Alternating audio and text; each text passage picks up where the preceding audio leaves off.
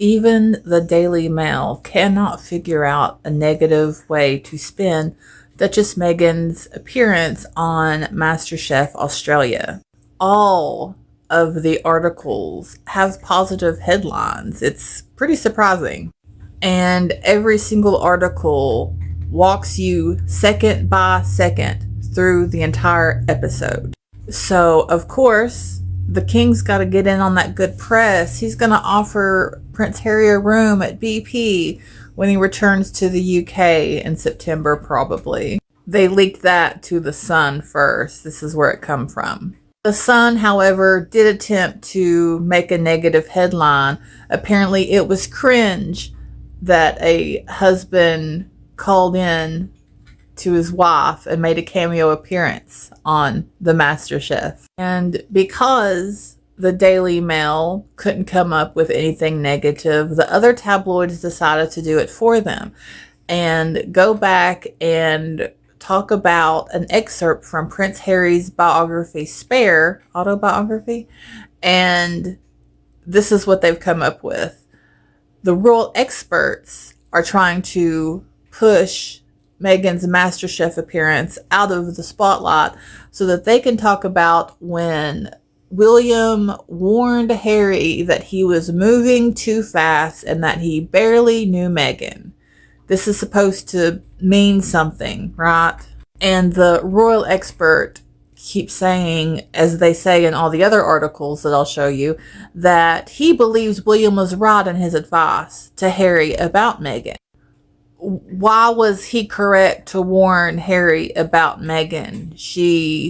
The way that the royal expert claims is that other royals that have had long-lasting relationships they had longer courtships so that their partner could understand the pressure of what it's like being in the royal family. Now, it says 12 sites have talked about this specific topic, but the topic itself has been regurgitated over and over. So in the 12 sites, you will find articles from literally a day after Spare was released and then repeated about every July that I've seen. Every July since Spare has been released, the advice William gave Harry was correct. And now the royal expert is rehashing it for the 5th, 6th, 7th time and saying, well, William was right. So let me understand this correctly. They point out that marrying into the monarchy requires an intense period of judgment and recognize that Meghan had a very short window, less than 2 years from dating to engaged, to understand the strict boundaries of royal life. But she did understand the strict boundaries. She understood all of it, and she performed her duty perfectly. It's really the one thing that it's hard for them to rewrite because she was so incredibly popular. Hundreds upon hundreds more people would show up for her than all the other royals. She was knocking it out of the park. So I'm not sure what they're trying to say exactly, because you're either saying that the media and the institution put so much pressure on someone that they have to wait it out for 9 years like Kate did and deal with the scrutiny and abuse that comes with marrying into the royal family, which would also validate exactly everything Harry and Meghan said, everything going on behind the scenes, the leaks to make them look bad so that William and Charles look better, and that they were correct in leaving, because no one should have to put up with that level of scrutiny and abuse just to be a part of the royal family. Because this royal expert says that William was right to warn Harry, but Harry fixed all of it by leaving, which he's kind of always wanted to do, and protected Meghan and the child that they had, the first one that they had. So they're basically confirming that they abuse her because she's the shiny new thing, and everything her and Harry have ever said is true. Okay, I know I've been a bit heavy with the Meghan content, but when Meghan is shining, it is fantastic. We've done Facebook comments, we've done a Derangers on X, now the UK media, my favourite. Okay, maybe a drinking game. Every time the Daily Mail has an article about Meghan appearing on MasterChef, have a drink. Start with Meghan shuns title. Meghan Markle insists that she doesn't want to be called Duchess on MasterChef Australia. Number 2, Harry's favourite meal. Meghan Markle reveals Prince Harry's favourite meal and gives sweet nod to their kids on MasterChef. Number 3, roll FaceTime. Prince Harry interrupts Meghan Markle's appearance on MasterChef Australia with FaceTime call. It's literally a blow by blow. And on to number 4, Meghan's designer look. Meghan Markle stuns in chic 2000 all-black designer ensemble on MasterChef Australia. Is it number 5? I'm losing count. MasterChef Australia fans label Meghan Markle more refreshing than Katy Perry as Duchess reveals unexpected side during appearance. Surprise, surprise. Number 6, new besties. Hang on, I thought you told us that Meghan made her cry. MasterChef Australia judges fangirl over Meghan Markle as Po Ling Yao refers to her as bestie. Article number 7, foraging for dessert. Meghan says she tells Archie and Elizabeth to pick fruit from their garden if they want dessert. They finally stopped. Then we have The Independent. The biggest surprise about Meghan on MasterChef Australia. She was actually quite good. Well, any of us could have told you that. Then we have GB No News with Meghan making someone have an injury. Meghan, are you a witch? Meghan Markle's MasterChef appearance leaves contestant with embarrassing injury. It's MasterChef, it's a cooking program. One of the contestants accidentally cut himself while cooking in front of the Duchess. She didn't make him cut himself. We know that. Then we had The Independent with a very strange article because normally they say Meghan is trying to have main character syndrome. Now they're saying Prince Harry is, and that he's addicted to the drama. I think the UK media is addicted to the drama. And no surprise to anyone, the Daily Telegraph is comparing Holly Willoughby's new show to Meghan. Holly's half-baked show makes Meghan look good. Please don't compare Holly to Meghan, please. Anyway, haters, stay mad. Meghan just keeps winning. She literally just keeps winning. That even her haters cannot stay away. They have to obsessively watch everything she does. Just to moan, just to complain, but they have to stay glued. So this MasterChef episode that she was on in Australia, of course, the Rangers, royal family fans, had a meltdown over it. And trust me, they watched every second of that episode. And now it's the show's highest rated episode since 2014, 12 years. Because not just fans were watching it, of course, not just fans and supporters. Even the royal family sycophants, the Rangers, were watching it in their numbers. Literally live tweeting about the show. And then they're like, oh, she's irrelevant. Oh, the show was horrible, the show was bad. But they watched every second of it. Of course, we know what viewers were threatening to boycott the show. It was the Rangers, royal family sycophants. They were threatening to boycott. And they just couldn't even do that. That simple thing, they're so obsessed with Meghan that they have to literally scrutinize every single thing she does just so they can criticize it. Is that normal? Is that normal behavior? I don't think so. Anyways, I heard MasterChef has invited Meghan back, and I'm not surprised. I mean, who doesn't want a winner on their show? Somebody who's going to make the show the highest rated show in years. Go, Meghan. Squaddies, have you ever noticed something? Some people can spend weeks telling you not to watch something, then look absolutely stunned when everybody watches it anyway. That's exactly what happened here. Before Meghan's MasterChef Australia appearance even aired, the negativity machine was already running at 4 speed. The Daily Mail had something to say, The Express jumped in, The Sun wasn't far behind, the Daily Mirror joined the conversation, and before long, the usual royal commentators were lining up like they were all reading from the same script. Too boring. Nobody cares. It'll flop. People won't tune in. Sound familiar? We've heard that song before. Here's the problem. The audience wasn't reading those headlines. They were reaching for the TV remote, and that's where the whole plan fell apart. Because viewers don't ask newspaper columnists what they're allowed to enjoy. They make up their own minds. That's real life. Think about your favorite restaurant. Imagine somebody online keeps saying the food is terrible, day after day, week after week. Then Saturday night rolls around, the parking lot is full, people are waiting outside for a table, the kitchen can't keep up with the orders. At some point, you've got to stop listening to the complaints and start looking at the crowd. The crowd tells the truth. That's exactly what happened with Meghan. For all the noise before the episode aired, the viewers quietly made their choice. They tuned in, they watched, and when the ratings landed, suddenly those dramatic headlines didn't look so convincing anymore. That's the funny part. The people trying hardest to convince everyone not to watch ended up making Meghan impossible to ignore. Every headline reminded people the episode was coming. Every complaint kept her name in the conversation. It was like putting up giant billboards saying, "Don't go to this concert." Half the town ends up asking, "Wait, what concert?" You honestly couldn't write comedy better than that. And here's what I love most about this story.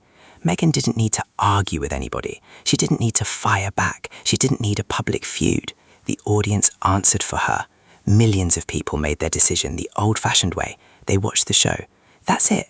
No amount of negativity can overrule what people actually choose to watch. At the end of the day, the biggest defeat wasn't Meghan's. It was the prediction that nobody wanted to see her anymore. Because when the cameras rolled and the numbers came in, the audience delivered a message louder than any headline ever could. The viewers had the final word. And this time, they didn't read the script the tabloids wrote. Squaddies, you know what's funny? Some people think the loudest voice always wins. Nope. In television, the loudest voice is the ratings report. That's the one everybody in the boardroom is staring at. Not angry tweets, not opinion columns, not somebody yelling into a camera for 10 minutes. They're looking at one thing. How many people watched? That's the question that pays the bills. Here's what makes me laugh. Before Meghan's MasterChef Australia appearance, there were people already writing the ending. It's gonna flop. Nobody wants this. People have moved on. Really? Because when the numbers showed up, they told a completely different story. And numbers are awkward like that. They don't care who wrote the headline. They don't care who spent all week complaining. They just count viewers. Simple. Let's bring this down to street level. Imagine somebody opens a new burger joint in your neighborhood. Before it even opens, a few people are online saying, "Don't waste your time. The food is overrated. It'll be empty by next month." Then Friday night comes, cars are parked everywhere. People are standing outside waiting for a table. The kitchen is so busy they can't keep up. Now be honest, who are you going to believe? The person complaining online or the crowd wrapping around the building? Exactly. Your own eyes don't lie. That's television too. Networks aren't handing out trophies because somebody wrote a nasty article. They're looking at audience numbers because viewers keep the lights on, viewers pay the salaries, viewers decide what comes back next season. That's how the business works. And here's the part I find hilarious. Some critics acted like they were deciding Meghan's future. Meanwhile, the audience had already voted with the remote. Game over. No press conference needed, no back and forth, no dramatic response. Just people sitting down, turning on the television, and enjoying the show. Sometimes, silence is the best comeback. You don't have to argue when the scoreboard is already speaking for you. And let's be honest, the ratings don't know who's a Meghan supporter, they don't know who's a critic, they don't know who came to cheer and who came just to hate watch. They count every single viewer exactly the same. That's why they're so hard to argue with. At the end of the day, opinions can fill newspaper pages, predictions can dominate social media for a while, but when the episode is over, there's only one question that really matters. Did people show up? This time, they did, in big numbers, and that became Meghan's loudest reply. Not a speech, not a social media post, just a ratings report that quietly said, the audience has already made its decision. Scotties, you've got to love the irony. Sometimes your biggest promoters are the people who can't stand you. Seriously. Think about what happened before Meghan's MasterChef Australia episode. There were negative headlines everywhere. Commentators rolling their eyes, opinion pieces popping up left, right and centre. The usual tabloids couldn't resist. Every day it was Meghan this, Meghan that. Why she's a problem, why nobody will watch. Hold on a second. If your mission is to stop people from watching something, why do you keep reminding everybody it's on? That's like standing outside a cinema shouting, "Whatever you do, don't watch this movie." Half the crowd is suddenly asking, "What time does it start?" Congratulations, you just became the marketing department. You did the advertising for free. And that's exactly what made this whole thing hilarious. Every headline put Meghan's name back in front of millions of people. Every complaint became another reminder. Every angry opinion piece kept the conversation alive. The critics thought they were turning people away. Instead, they kept ringing the dinner bell. Here's a football example. Imagine your rival spends the whole week telling everyone, "Don't bother watching Saturday's match." But while they're saying that, they're also posting the kickoff time, talking about the teams, arguing about the referee, breaking down the lineups. By the end of the week, even people who weren't planning to watch are thinking, "You know what? Let me see what all this fuss is about. That's human nature. People get curious. The louder somebody shouts, "Don't look," the first thing people want to do is look. That's why hate campaigns can backfire so badly. Regular people see it all the time. Somebody at work spends weeks trying to make a coworker look bad. Next thing you know, everyone in the office wants to meet that coworker. Not because of the gossip, because the gossip made them curious. That's exactly what happened here. The conversation became bigger than the criticism itself. And when viewers finally tuned in, they made their own decision. Not the tabloids, not the commentators, their own. That's the part some people never seem to understand. You can't bully millions of people into changing the channel. People will watch what interests them every single time. So here's the funny ending to this story. The people working hardest to shrink Meghan's spotlight ended up making it brighter. Every headline, every complaint, every dramatic prediction, they all pointed in the same direction, straight to MasterChef Australia. Talk about scoring an own goal. Sometimes your loudest critics don't stop your success. They accidentally become part of it. And if there's one lesson in all of this, it's simple. Never underestimate curiosity. Because once people decide to see something for themselves, the headlines no longer get the final word. The audience does. Squaddies, isn't it funny how fast a story can fall apart? For years, we've been hearing the exact same thing. Nobody cares about Meghan. She's finished. She's lost the public. Okay, then explain this. How did one TV appearance suddenly have everybody talking about ratings instead of all those predictions? That's what cracks me up. Before MasterChef Australia aired, the conversation was all about whether Meghan would fail. After it aired, the conversation became, wow, look at those numbers. That's a completely different discussion, and that's not something critics saw coming. Here's what happened. The audience walked into the room and completely changed the script. Not with speeches, not with hashtags, not with arguments, with one little thing, the TV remote. That's all it took. Think about it like this. Imagine somebody spends months telling you a new cafe is going to be empty. It's over, nobody's going. Then opening weekend arrives, every chair is taken. There's a queue outside, people are waiting just to get a seat. Suddenly nobody's asking, will this place survive? Now they're asking, why is it so busy? See how quickly the conversation changes. Success has a funny way of shutting down old talking points. Here's another thing I noticed. Meghan didn't spend weeks arguing with every headline. She didn't hold a press conference. She didn't go on television trying to convince people to like her. She simply showed up, did the work, then the audience did the talking. That's probably the most frustrating part for the critics. Because how do you argue with people making their own choices? You really can't. You can write 10 opinion pieces before a show airs, but once millions of people decide to watch, the discussion moves somewhere else. Now it's about demand. Now it's about audience interest. Now it's about why so many people tuned in. That's a much harder conversation to control. And let's be honest, Squaddies, the entertainment business has one language everybody understands: viewers. If people aren't watching, shows disappear. If people are watching, networks notice. It's not complicated. That's why this moment feels bigger than just one television appearance.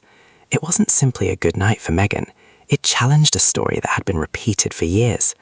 The claim wasn't just that critics disliked her. The claim was that the public had stopped caring. Those are two completely different things. One is an opinion. The other can be tested. And when the audience showed up, they answered that question themselves. No debate, no excuses, just people deciding what they wanted to watch. At the end of the day, the most powerful response Meghan could have given wasn't another interview or another statement. It was letting the viewers decide. And they did, quietly, one remote at a time. Sometimes the strongest reply isn't saying a single word. It's letting the numbers speak so loudly that everyone else has to change the subject. Thank you all for watching. I am your host, Miles. You Squaddies are absolutely legendary.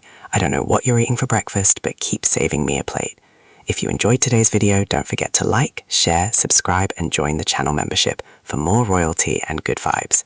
Until next time, have an amazing and blessed Wednesday. Stay safe, stay smiling, and may God bless each and every one of you. See you in the next one.